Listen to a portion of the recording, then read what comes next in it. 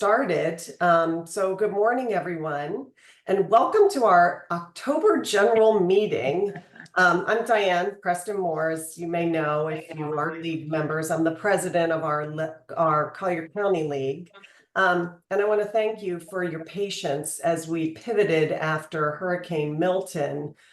Even though Collier County was spared a direct hit, we still had some storm surge issues, sporadic power outages, and internet issues that made it difficult for us to hold our meeting in person at Tiburon Golf Club. So we appreciate your commitment to hearing our speaker and being informed voters. And we always appreciate your flexibility as we rescheduled our presentation onto Zoom this morning.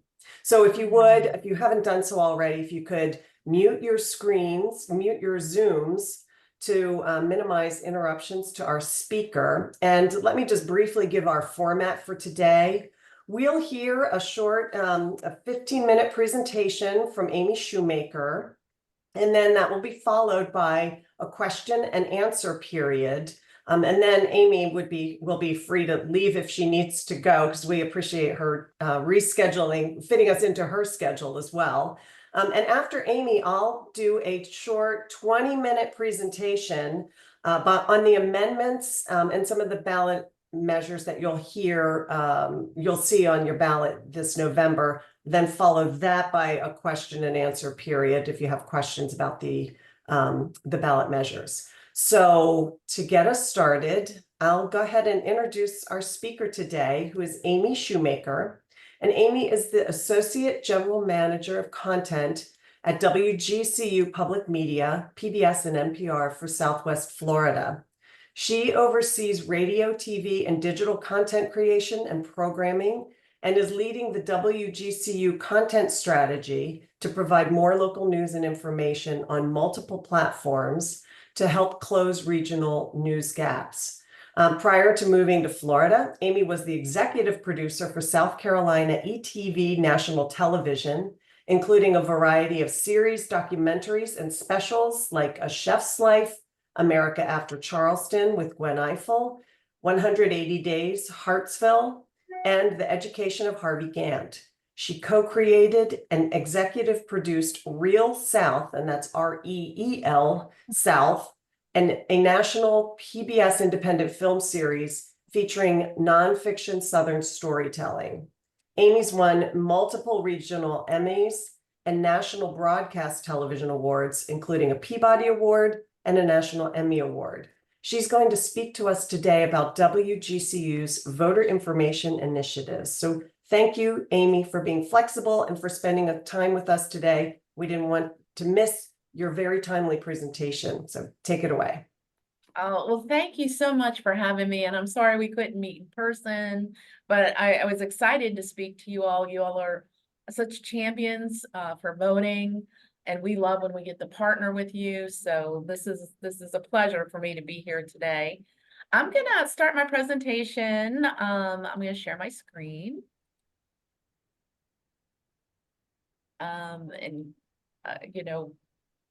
As you know, we are leaning into focusing on news and local content because we want to be relevant in the community. WGCU wants to be relevant.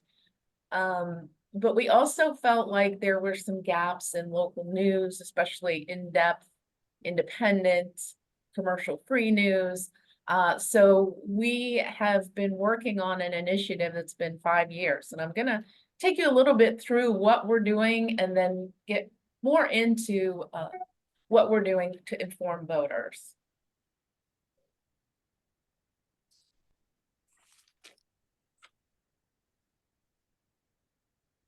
That turns the page. All right. I was going to put our challenge goal up here, but I found this quote. And, why are we leaning into journalism? Well, we really feel like it's essential to a democracy. But I thought this quote was really interesting, and it says that researchers show that people exposed to news on public television are better informed than those exposed to news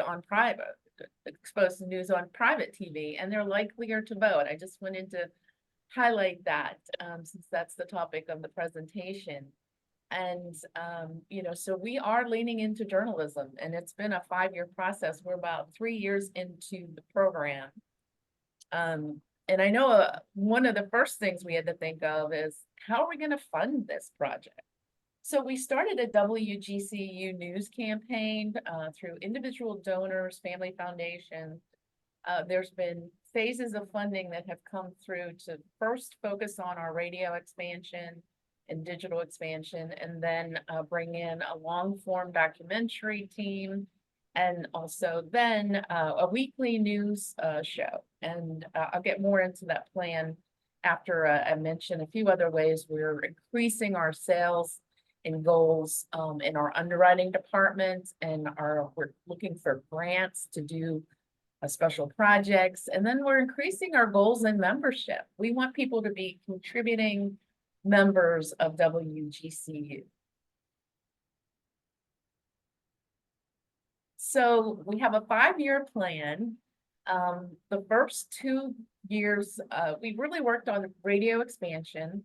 We added a managing editor. We added investigative unit, environmental reporter, a midday FM host. So now our newscasts go from 6 a.m. to 6 p.m. without a break in the middle of the day. It's all day and a weekend FM host in mornings. We added a multimedia journalist, and we have freelance contributors in arts, nature, and music history. So that is, you know, we really went from about 6 voices to 16 plus. And some of those voices that you hear reporting are freelancers and some are staff. The next thing was we wanted to build out a video TV news. So we started with our TV news minutes. If you watch PBS, you probably have seen them over the first few years of our initiative. And in this year, in September 13th, we launched In Focus, which we'll get more into that, our weekly news show. But our goal is to make it weeknights starting next year. So that's exciting. We have our documentary unit. We're about to premiere a Sanibel Islands store, and that's the first full hour from the team, and it will air on Thursday night this week. So we hope you'll tune in for that. We just had a sold out screening at Big Arcs in Sanibel and got great feedback. And that's part of our Untold Story series, which we brought back out of the archives because it's so popular. Another thing that we have in our plan for this year is to get an arts reporter on staff, which we have, Tom Hall, and we're going to be hiring an arts editor to help with news and arts editing, because we want to create a calendar, a comprehensive arts calendar. We feel that it hasn't been done yet, and we heard that people have tried, but we're going to work with all the arts organizations to get an arts calendar together, which is one comprehensive place to see what's on the arts and see some of the stories that we're producing. And we also just added a culture and connections reporter. Really, what that beat is talk about what we have in common in our religions and our cultures. What do we have in common more than what makes us different, and trying to really, you know, bring back more civility, those kinds of stories to our listeners and viewers. So in the meantime, while we're writing our strategic plan 3 years ago, Corey Lewis, our new GM, said, but how can we repurpose the FM news for TV? So I just want to go through this real quick. It was very rudimentary. And if you do remember this, we came a long way. Because the first idea was, well, maybe we just put our newscasts with a still photo.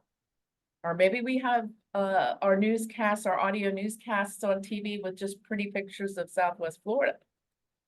Or maybe we do a combination of images from the news over top of our audio reports on FM.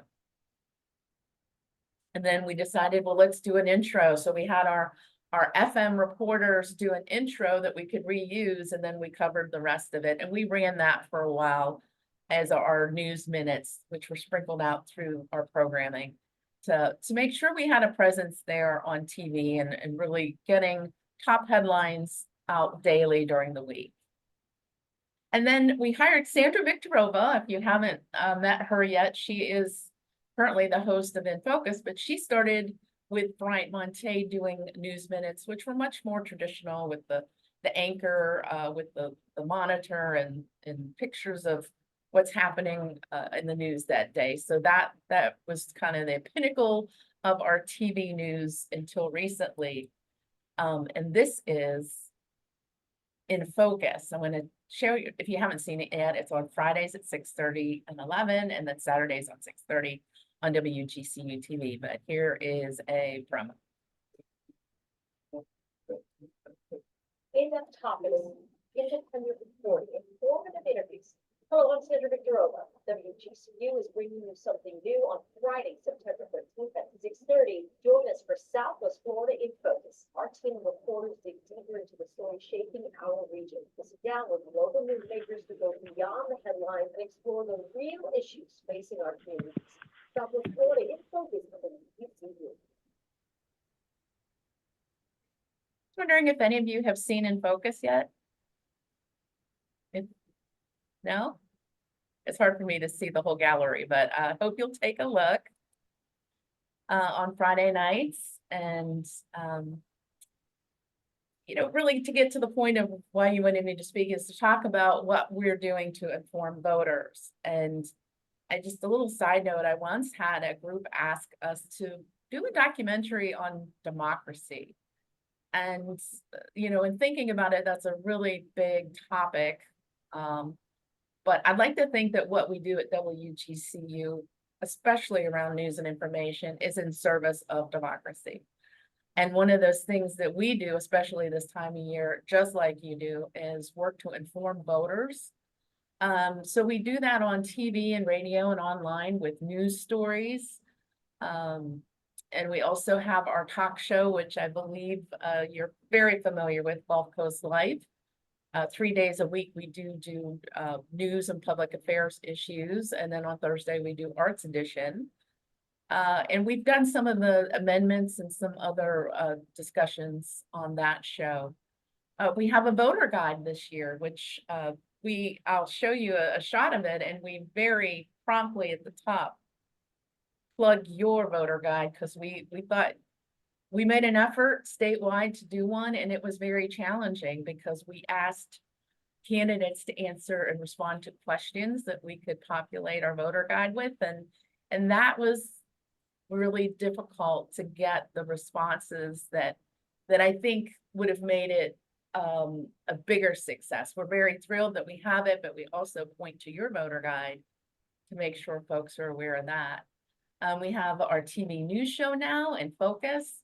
And of course, we do collaborations with media partners, community partners, and also FGCU to get that information out. So some of the recent shows, I just put some topics up that we've done on Gulf Coast Life, whether it's talking about how to be more, create a more civil society, or looking at an amendment, or speaking about anything in the area of politics, government accountability. That is a great show. It's a long-running show, and that allows us to reach out to the community and have guests from various organizations, bring in newsmakers, and sometimes even national speakers to do up to a half-hour interview. And if we really believe that the topic is critical, we will bump into the second half hour and preempt the Today Explained, which airs after Gulf Coast Light. Our voter guide. So we have created the voter guide with the rest of the Florida public media stations in the state, and it is searchable. There you can see. I just wanted to point out at the top where we make sure that we send people to your 411.org as well. We believe that it's just an excellent resource, and we hold that in high regard.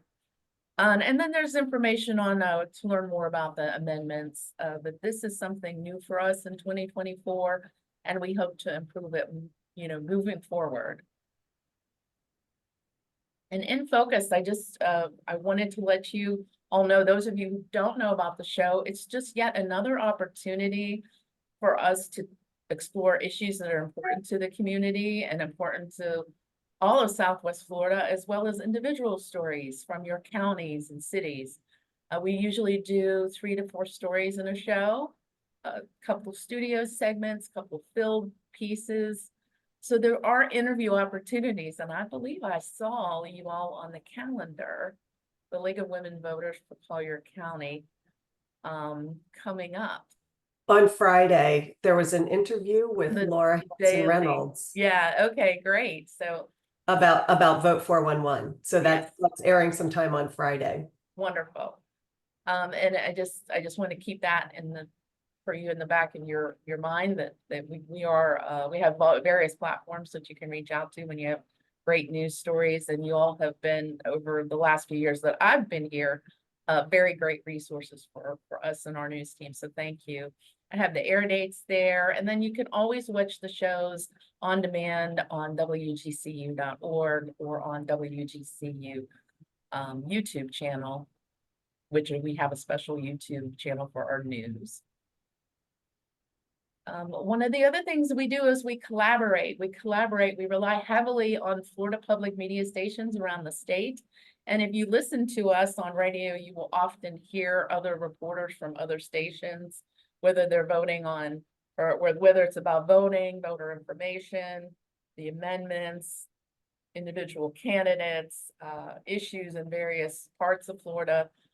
We also are able to pull from our colleagues' content and make sure that our listeners are well informed. If you've listened to us during hurricane coverage, you know that we have a great partner in Florida Public Radio Emergency Network. They have 3 meteorologists on staff based at the University of Florida. And we work hand in hand with them during hurricane coverage to bring you the most up-to-date information. And we work really hard not to elevate, or we try to be a calm voice during emergencies and provide the information people need. And in reality, if the power's out, cell towers are down, you're probably only going to have access to any information through a battery operated radio. So we always recommend to get one of those and to have that on hand so you can get the WGCU if you're out of power and cell service. Often we have collaborated with the Florida Weekly. Oh, I'm sorry, is there a question? No, okay. And we also have worked with the local daily newspapers, and we've done debates in the past with the News Press and Naples Daily News. The Florida Center for Government Accountability is a partner organization. They get tips from citizens, and they have resources to help with deep investigations. On occasion, we will work with them on a piece if it's in our area or if it's a statewide story. Public media in Florida will partner with this organization to do deeper dives and investigative reporting when it comes to government accountability. We have the Florida News Service, and of course we have NPR as a news partner. And I didn't put PBS on there, and I need to put PBS on there because we also, as you know, we love our PBS NewsHour and some of our other shows like Washington Week and Firing Line with Margaret Hoover and the BBC News programming. So that's a short and sweet overview of what we're doing to inform voters and what our goal and strategic plan is now at WGCU. And be happy to take questions. Amy, do you want to stop sharing your stuff? There we go. Now I can see people. If Yeah. anyone has questions for Amy. Do I see any hands? No questions? Well, we really appreciate, Wendy, go ahead. Yeah. Your first slide with the quote, I found it that it had sort of 2 pieces to it. One suggested that countries that have a public broadcasting system, you know, have a better civic environment. But I think the first one, I wonder if it isn't a sort of self-selection, that the people who watch public broadcasting are likelier to vote and to be engaged. I mean, do you have any sense for whether or not that statement is really a reflection of the people who are the public broadcasting audience? Yeah, that's, didn't dig deeper into where they got that quote. I'm familiar with public broadcasting around the world. I've been involved with international public television for many years, and I will say that may be true for some countries, but in some countries, public television is government television, and in some countries, that is not, it's not news in the way that we perceive to be news. It may be government propaganda. They may be limited to the type of reporting they can do. So generally speaking, across the globe, public media is different in different countries. And in our country, we'd like to think that we are supporting democratic society. So, you know, as far as who they were reporting on there or researching on, I'm sorry, I don't exactly know how to answer that one. Okay, Teresa, you have a question? Yes, Amy, you and I have corresponded by email before. I chair the Celebrate the League committee in our event, and last year we were so grateful to have your support for that, and really enjoyed having, you know, representatives from WGCU speak at our event. I'm wondering, as this initiative, which I fully support and think it is so needed in our Southwest Florida community, but what have been your biggest obstacles in going forward with this? With leaning into journalism and news, I would say our biggest obstacles in the past have been funding. And I think that, you know, we had when I first got here, a very small news team, 3 hosts and 1 reporter and a news director. And just seeing that triple, and the amount of content and news that we're able to get out, it's still not going to match the commercial news stations, but it is definitely 3 times more than what we had done before. But I would say, you know, sustaining that's very important moving forward, and we continue to tell people what we want to do and ask for support and want people to become members and become part of the community, and not just for themselves, but for the entire community. We believe that we can elevate everything. But yeah, the support, I would say, in public media is always going to be the #1 obstacle. Editorially, I don't feel like we have any, and that is very different from being in some other public media entities, depending on where it's located in the state or in the community. So we do have that flexibility to report on everything. And I also, when it comes to fact checking, all of our journalists are trained to fact check everything that they do. I mean, it is just kind of part of the training that they get. And we just sat through a fact checking seminar on campus recently for those of us who aren't in the weeds with the news every day. And so, yeah, so we do work on multiple sources and fact checking. We also have recently hired, some of our new hires come from the News Press and Naples Daily News. So we have some of your favorite videographers, photographers. We have 2. Our visuals have really gone way up. If you look at our work online, we have 2 of the video and still photographers from the News Press, award-winning. Janine Zeidland just moved over here a year ago to take over senior producer of the documentary team. And we have our managing editor, longtime newspaper reporter, editor, Mike Braun, who's our managing editor. And then, of course, our hosts. We have an environmental reporter, investigative reporter. it's really exciting, but with that comes, you know, some growing pains as well. So we're working through that and just doing our best to amplify the important stories in the community. Thanks. We do have a Amy. question in the chat. Yeah, First, the person who submitted the question want to thank you for your valiant work, but asks whether you have received any negative feedback for your efforts. I will say I take a lot of the calls from listeners and viewers, and I haven't had anyone really provide negative feedback on our local reporting, which is what we have the most direct control over. And I always say, if you hear something that doesn't sound balanced, or you feel like it's reported incorrectly, we always want to know. And we will make sure that we correct it if it is indeed true. A lot of times people hear things differently, especially on some of the NPR programming that we offer. So I do take a lot of those calls, and some of them are either something we usually go back and find the source and listen, and sometimes they were misheard or taken out of context.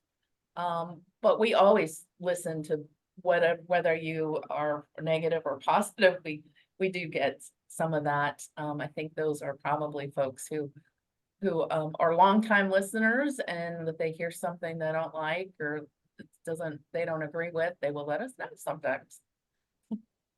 Wendy, do you want to finish the chat questions? And then Karen, I do see your hand. Don't worry, we'll get to you after the chat. I think the only other real question has been answered about the way you fact check. Yes. Okay. And then someone else had just another note of gratitude for all you do. So fact checking, Well, I mean, we usually have to, ideally you've got up to 3 sources.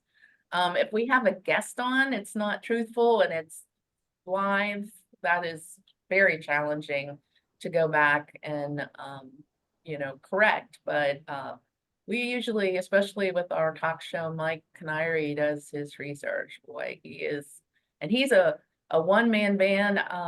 Can't say enough good about him. He researches, produces, and hosts that show 3 days a week. So but if an author is going to come on, he reads the book and he does his research. We believe that he's doing a great job, but like I said, we always are open to hearing from folks. And Karen, did you have a question? I did. After the November 5th election, will WGCU be having post-election coverage of any type, especially about maybe some of the more Southwest Florida races? I believe that, you know, on radio, of course, election night is where we focus. Our results will be on WGCU FM, and then afterwards there'll be a lot of post reporting. I would believe that I should have had to ask somebody from In Focus to come on this. This would have been great. They usually, I'm thinking that they'll definitely be taking a look at the amendments and the outcome of that part of the election. So we will. It's like any news event; it becomes part of what we're reporting on, at least immediately after. Thank you. Thanks. And does the Environmental Committee have any questions? You know, Tom Bayless, our environmental reporter. Okay, if you do, you'll have to unmute yourself or just put it in the chat. But I think that is it for the questions. And so, Amy, we want to thank you for being here and thank WGCU for all of the work that it does. We appreciate your telling us not just that journalism is important, but why it's important, and especially why public radio and public news stations are so important to provide fact-based news in a post-truth world. We are in the thick of election season, so it's always good for the league to know how other organizations are informing voters, because that's one of our main missions is Right. to make sure that voters are educated. So thank you so much, Amy. Well, thank you for having me and thank you for all that you do.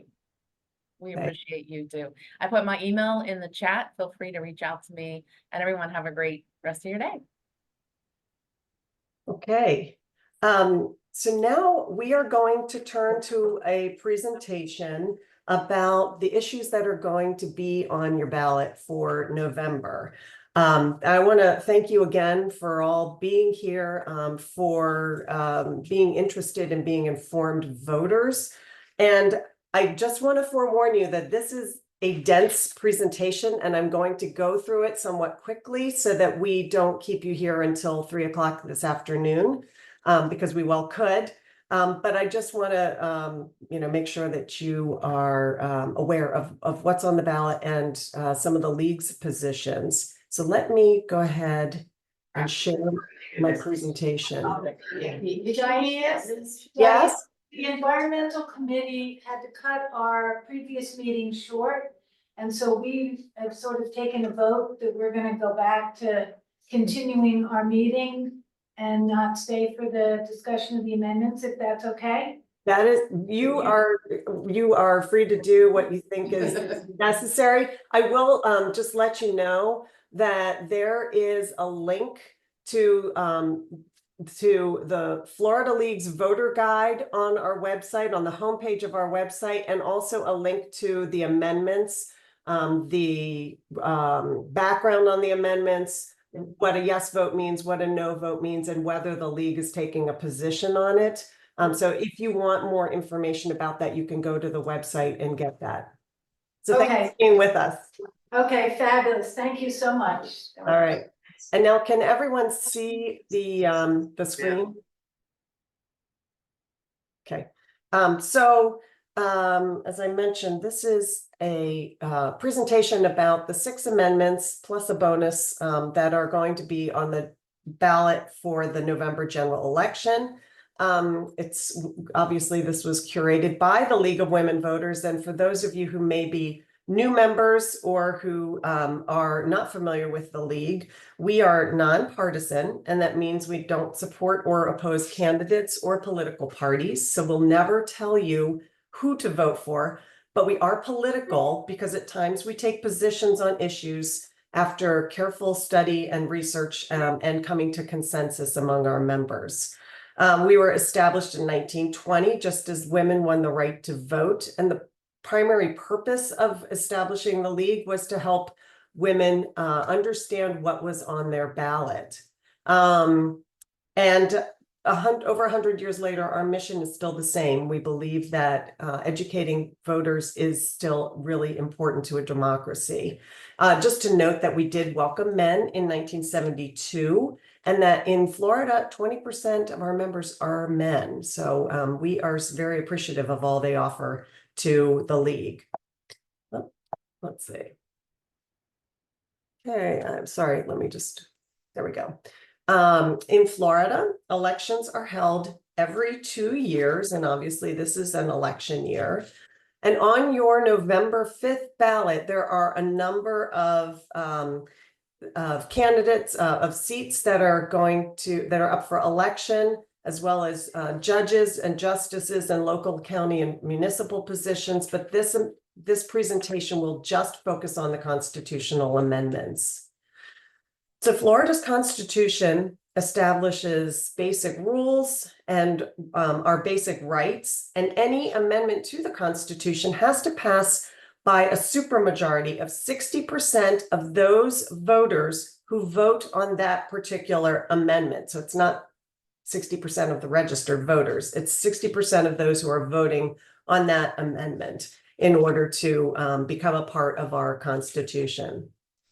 We can get amendment proposals through 5 different sources. I'm just going to, we're going to focus only on the legislature and citizens initiatives, since this election we only have amendments from those 2 sources. But just be aware that there are 3 other sources of amendment proposals. So Amendment 1 came from the Florida legislature, and it is about making school board elections partisan. Here's the text of the amendment, and I'm not going to read it for you in the interest of time, but I will give you a quick summary of it. So currently, our school board elections are nonpartisan, and Amendment 1 would change our school board elections from nonpartisan to partisan. In a nonpartisan election, primaries are open. So anyone can vote for a school board candidate regardless of their party. But in general, partisan elections have closed primaries. So one of the big changes that would happen if this amendment passes is that it would change not just the information you get about the candidates and whether they're a part of a party or independent, but it also it would affect who can vote in an election. So if you are a no party affiliated voter, you would not be able to vote in a primary election. It would begin in November of 2026 in the general election, but it would also affect the primaries in August that where candidates are nominated for election in 2026. So a vote yes would require partisan school board elections and require candidates to run as partisans and list their party affiliation. Supporters say that it would increase transparency for voters because candidates would have to indicate what party they're affiliated with or whether they're running as independents, and that a candidate's party affiliation is important because it might predict how they might vote on a controversial issue. A vote no would maintain the status quo and it would allow everyone to vote. And obviously we would have nonpartisan school board elections. Opponents of the amendment say that it would increase polarization and politicization of school boards, and it could lead to a closed election where voters from one party would elect the person to win the primary for that party and exclude about a third of the voters. It would exclude no party affiliation voters from voting in the primaries. Supporting organizations are the Florida legislature, and the Florida legislature voted close to party lines for this amendment. Opposing organizations include the Florida League of Women Voters, along with these other organizations. So the Florida League of Women Voters is opposed to Amendment 1.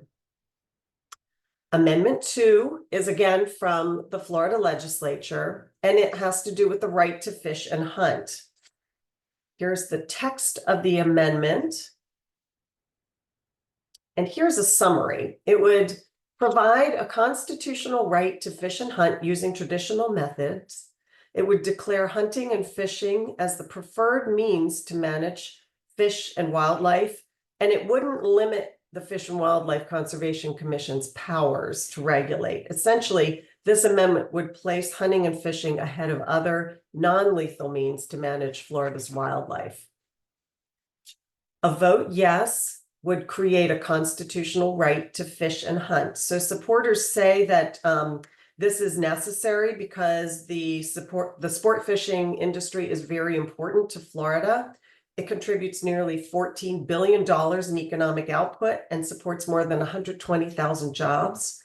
They say that it would preserve the Floridians' right to use hunting and fishing as a means to provide for themselves and their families. Supporters note that people who wish to fish and hunt would still need to get a permit, so there would be no revenue loss to the state. And they also note that the Fish and Wildlife Commission still would have the authority to regulate hunting and fishing. A vote no would maintain the status quo regarding fishing and hunting. And opponents of Amendment 2 say that there's already a statute that provides for the right to fish and hunt, so the amendment really is not necessary. And there is a fear that it could limit the government's right to control hunting and fishing in the state. There's also a concern that scientific methods of managing and controlling wildlife could become secondary to fishing and hunting. And there's a big concern about the potential conflict between property rights and the right to fish and hunt if a hunter or a fisherman were trespassing on someone's property in order to exercise their constitutional right. So the supporting organizations are listed here. Interestingly, in the legislature, the Senate voted 38-1 in favor, and the House voted 116-0 in favor. So there was broad bipartisan support in the legislature for this amendment. Amendment 2's opposing organizations are listed here. And I'll also note that the League of Women Voters of Florida is not taking a position on Amendment 2. Amendment 3, which you probably heard a whole lot about, is a citizens initiative. It was not proposed by the legislature, but rather by citizens initiative. And it's to legalize marijuana for adults 21 years and older. Here's the text of the amendment. And essentially, it would allow adults 21 or older to possess, purchase, or use marijuana products and accessories. So it would establish possession limits for personal use. You'd be allowed to possess up to 3 grams of marijuana, 3 ounces of marijuana, or about 85 grams, and up to 5 grams in the form of concentrate. It defines certain terms. It provides an effective date of 6 months after approval by voters, and it does maintain that federal law still holds that it's a violation of federal law. Essentially, Amendment 3's financial impact would primarily come from sales tax collections, and it is expected, based on other states' experiences, it's expected to generate at least $195 million annually once the retail market is fully operational. So a vote yes for Amendment 3 would legalize the recreational use of marijuana for 21 years or older and allow possession of up to 3 ounces of marijuana. But other use or possessions besides medical would remain a crime. Supporters say that there's no evidence that legalizing marijuana for medical or recreational use has boosted underage consumption from the regulated marketplace. Supporters point to the continued black market sale of marijuana as perpetuating a culture of criminality.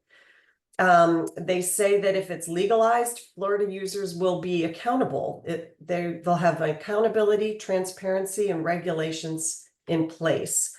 And they also note that it doesn't forbid the legislature from regulating the public use of marijuana. A vote no would maintain the status quo. So marijuana would be allowed only for regulated medicinal use only. And opponents say essentially that medical patients and recreational patients are not equivalent. They shouldn't be in the same arena. And they believe that it's being promoted by dispensaries to increase profits. Amendment 3's supporting industries are True Leaf, which is a marijuana dispensary company, and Smart and Safe Florida, which sponsored the initiative. Opposing organizations are listed here, and the League of Women Voters of Florida has not taken a position on Amendment 3. Amendment 4, which I'm sure you've all heard about, is abortion access. And again, this is a citizens initiative. The amendment essentially came to the ballot because of the June 2022 U.S. Supreme Court ruling in Dobbs that said there's no federal right, no federal constitutional right to an abortion, and it overturned Roe versus Wade. It effectively also turned abortion policy over to the states. So currently in Florida, Florida's law bans abortions after 6 weeks. There are exceptions for rape, human trafficking, and incest up to 15 weeks of pregnancy, but those exceptions require documentation, like a police report or a restraining order. Here is the text of the abortion amendment. And Amendment 4, the summary of it is that it guarantees abortion access until fetal viability. And in Florida, viability is defined by statute. It means the stage of fetal development when the life of a fetus is sustainable outside the womb through standard medical measures. It allows abortion when necessary to protect a patient's health, and it maintains the legislature's authority to require parental or guardian notification before a minor is allowed to have an abortion. So a vote yes would establish a constitutional right to abortion before fetal viability. And supporters of Amendment 4 say that all Floridians deserve the freedom to make personal medical decisions free from government intrusion. A vote no would maintain the status quo, the current Florida law banning abortions after 6 weeks. And opponents say that the amendment is too vague and will lead to unregulated abortion industry. So here is a list of the supporting organizations. And I'll note that Floridians Protecting Freedom is a statewide coalition of organizations that sponsored the amendment. The Florida League of Women Voters is supporting this amendment and has worked closely with Floridians Protecting Freedom in trying to get this passed. Amendment 4's opposing organizations are listed here. So those were the two sexier amendments, and the next two amendments are a little more wonky, but I'll take you through these if you'll just be patient. Amendment 5 was presented by the Florida legislature, and it's an annual homestead inflation adjustment. So here's the text. And the summary is that it provides annual inflation adjustments for the value of homestead property tax exemption that applies to non-school taxes.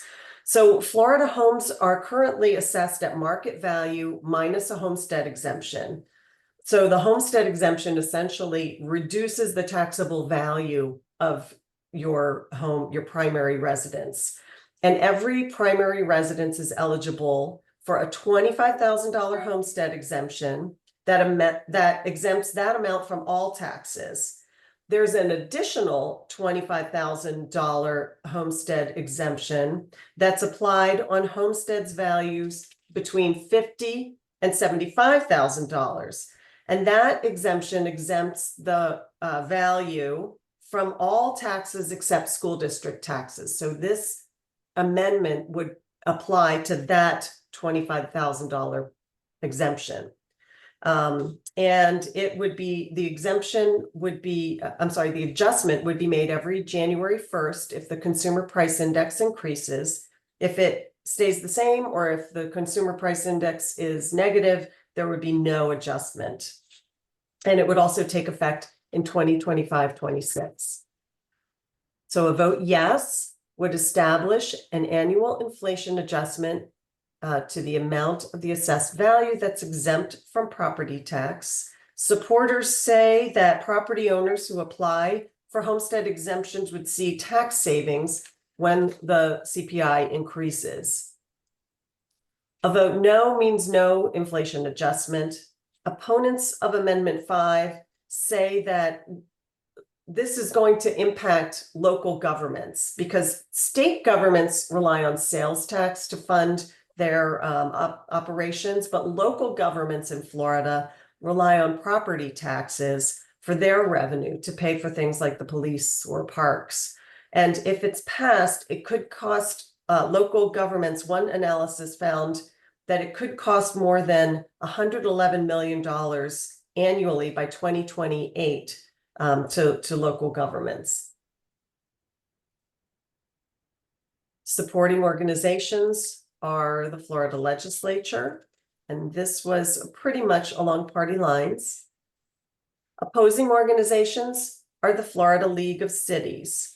And again, the League of Women Voters of Florida has not taken a position on Amendment 5. And our last amendment is Amendment 6, and that was again proposed by the Florida legislature.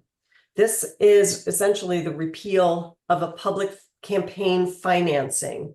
Back in 1998, voters in Florida adopted an amendment providing for campaign financing for statewide office. So currently, there's a pool of funds that's available in the general reserve funds of our state budget that help certain candidates fund their campaigns. It's available only to the governor and his elected or her elected cabinet officials, the attorney general, the CFO, and the commissioner of agriculture.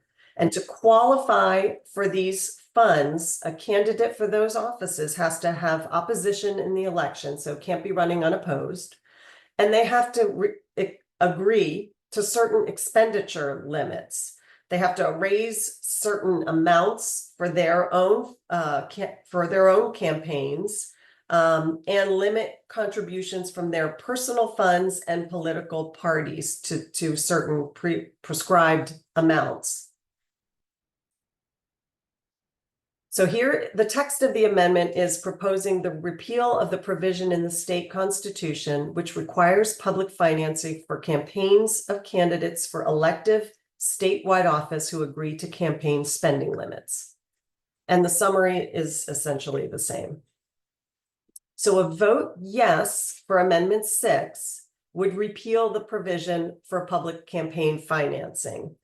And supporters of Amendment 6 say that these funds could be used for other programs like education, healthcare, or housing, and that they shouldn't be spent on helping people run for office. A vote no would maintain the provision for public financing for candidates who agree to spending limits, and it would allow people with limited funds to run with tax support. So opponents of Amendment 6 say that without access to public funds, only the wealthy and the well-connected would be able to run, and that voting no on this amendment would maintain the status quo and help level the playing field. Supporting organizations of the amendment are the Florida legislature, and to the best of our knowledge, no community groups have come out in support of this. Opposing organizations include the Florida League of Women Voters and Common Cause, and they're against it because it lessens the ability of people with less income to run for public office. So those were the 6 amendments that'll be on your ballot. But if you live in Collier County, you're also going to see a tax-neutral referendum to benefit Collier County Public Schools on your ballot. Again, this is only in Collier County. So if you live in Lee or other counties, you're not going to see this. This came from the Collier County Public School Board. And here is the language of the ballot measure. And this graphic really explains the measure a little better. So essentially, school districts have 2 types of funding. They have capital funding that funds things like buildings and facilities, and they have operating funds that fund staff salaries, programs, athletic equipment, and so forth. Because Collier County Public Schools has enough money to fund its capital projects, and in fact, they're going to be debt-free in 2026, they're able to use some of their capital funds to pay operational expenses, but they're not allowed to use one bucket for another bucket's expenses without a vote through a public referendum. And so that's why you're seeing this on the ballot. This was on the ballot. The same referendum has been on the ballot in 2008, 2012, and in 2020, and voters supported it in each case. This only needs the approval of 50% of voters, and it is tax neutral because it is not going to, it's allowing Collier County Public Schools to reach into one pocket to use it to pay for expenses from another pocket, essentially. So So it won't affect your taxes. As you know, we're in election season, and we want you to know that there's 3 ways to vote in Florida. You probably already know this: by mail, early, at your precinct on election day in person. So the election on November 5th is going to have broad impact across the government. We're going to be voting on candidates for federal, state, and local offices and ballot initiatives, including the 6 proposals for amendments and this referendum for the school district. And just to run through, vote by mail, you must request a vote by mail ballot for each election season, each election year, from your supervisor of election. The deadline to request your vote by mail ballot, if you haven't done it already, is Thursday, this Thursday, tomorrow, by 5 p.m., the 24th of October. Early voting has already started on Monday. It started this past Monday, the 21st, and it runs through November 2nd. Again, on the homepage of our website, there is a link directly to the Supervisor of Elections website, which will give you the early voting sites, and it'll also give you the wait times at each early voting site, which is kind of helpful to plan your visit. Before you vote, we want to make sure that you are as informed as possible, and you can get everything that you need to inform your vote at vote411.org. You can scan the QR code here. That'll take you directly to Vote 411, or you can just type in vote411.org into your browser, and you'll get your personalized voter guide to see the races on your ballots, to candidates' responses to certain questions, and summaries of the constitutional amendments and the referendum. Vote 411 is essentially your one-stop shop for all the election information that you need.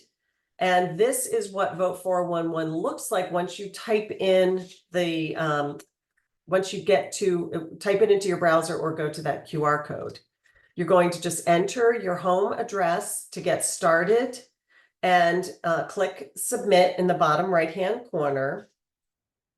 And then you will see all the races that are on your ballot with all of the candidates and the responses that they've given to our questions. Those responses come directly from the candidates. The league does not edit any of the responses. We copy and paste.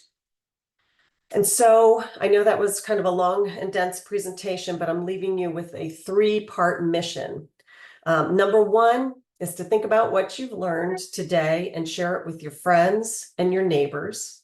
Number 2 is to go to vote411.org, review your choices for the candidates and the ballot initiatives before you vote. Number 3, most important, is to please get out and vote. So I'm going to stop sharing my screen